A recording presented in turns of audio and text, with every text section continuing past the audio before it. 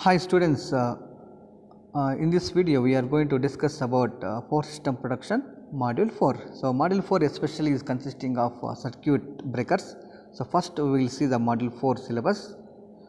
So, module 4 consisting of introduction of circuit breakers, fault clearing time of circuit breaker, arc voltage, arc interruption, restaking voltage and recovery voltage, current chopping, interruption of capacitive current, classification of circuit breakers under air brake circuit breakers, oil circuit breaker, air blast circuit breaker, SF6. SF6 means sulfur hexafluoride circuit breaker, vacuum circuit breaker, high voltage direct current circuit breaker, and rating of circuit breakers, testing of circuit breakers. This is the content you have in module 4, right? Especially in this video we are going to discuss about introduction part of circuit breaker and fault clearing time of circuit breaker. So, first we will see the what is meant by circuit breaker. So, circuit breaker is a mechanical switching device. So, it will be it will make the contact close and it will open the contacts when abnormal conditions occurs. So, under normal conditions both the contacts will be closed position. So, it is called making position. So, whenever current exceeds the specified value, so automatically breaking current under specified abnormal conditions such that as those of short circuits. So, whenever fault occurs, that means called as a short circuit occurs. So, these two contacts will be divided, these two contacts will be separate. It means these two contacts will be open and clear the fault. Okay. So, here we are using insulating medium in every circuit breaker. So, every circuit breaker insulating medium to interrupt the circuit. So, whenever fault occurs. So, here we have oil circuit breaker, air brake circuit breaker, air blast circuit breaker, sulfur hexafluoride circuit breaker and vacuum circuit breakers. So, every circuit breaker is having a medium. So, in air brake and air blast circuit breaker medium is air, and oil circuit breaker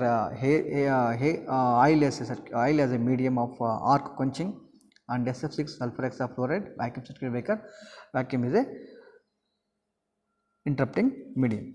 So, first we will see the classification of circuit breaker. So, these are mainly classified into AC and DC circuit breaker. So, AC circuit breakers again classified into high voltage and low voltage circuit breakers.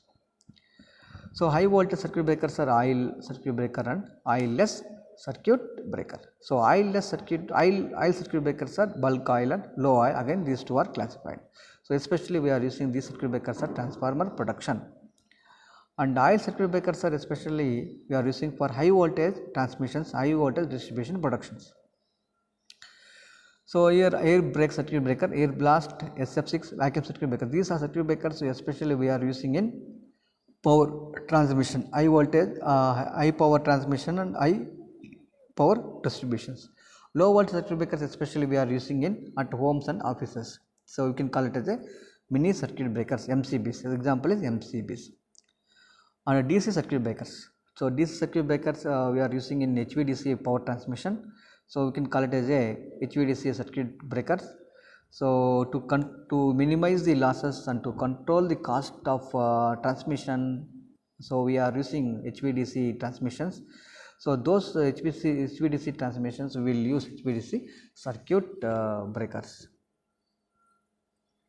So, if you looks circuit breaker, so we cannot see the internal parts of the circuit breaker.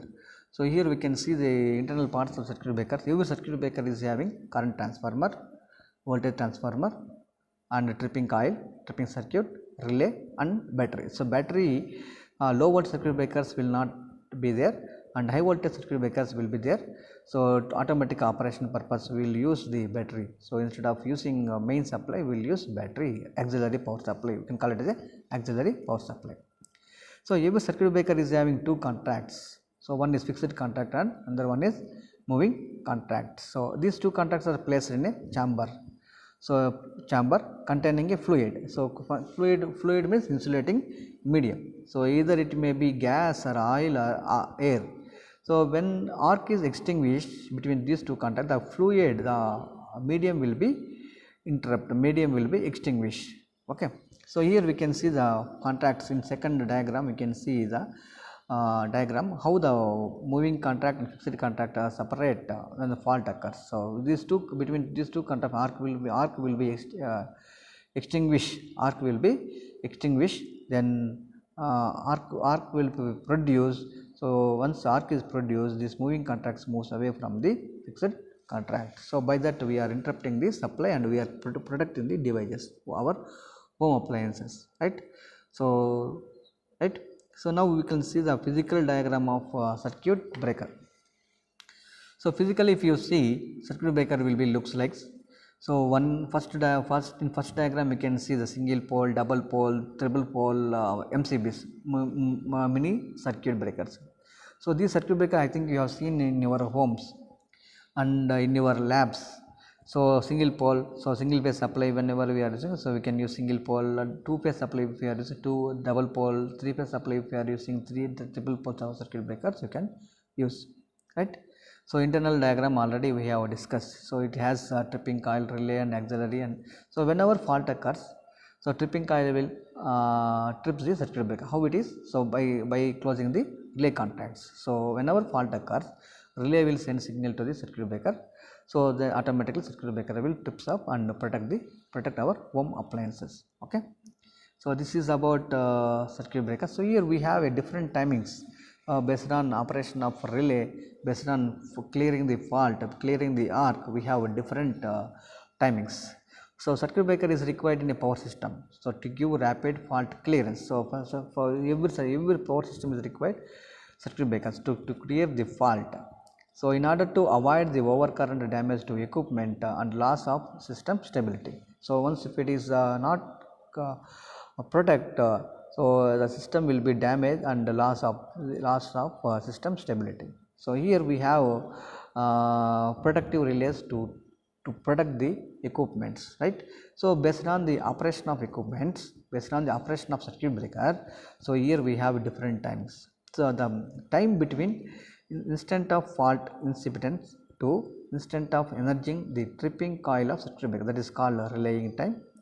The time between instant of energizing the tripping coil of the circuit breaker to instant of opening of arc contact, that is called breaker opening time, and the time between instant of opening of arc contacts to instant of arc extinction, so that is called arcing time. The combination of breaker opening time and arcing time is known as breaker interrupting time.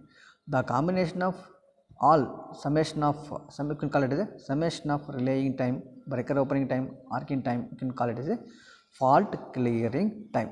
So fault clearing time, right. So here also we can see the elaboration of timings: relaying time, breaker opening time, arcing time, breaker interrupting, fault clearing time. So already we have discussed in previous slide itself. So problematically and formula based, so we can write so these timings, right. So this is about introduction and fault clearing time. So if you have any doubt, so you can ask personally also. So in next video we will discuss about arc voltage and arc interruption, right.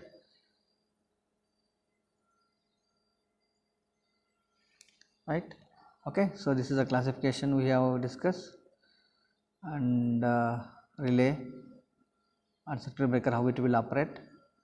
So, right. So in next video we will discuss about arc voltage and arc interruption. Okay. Thank you everyone.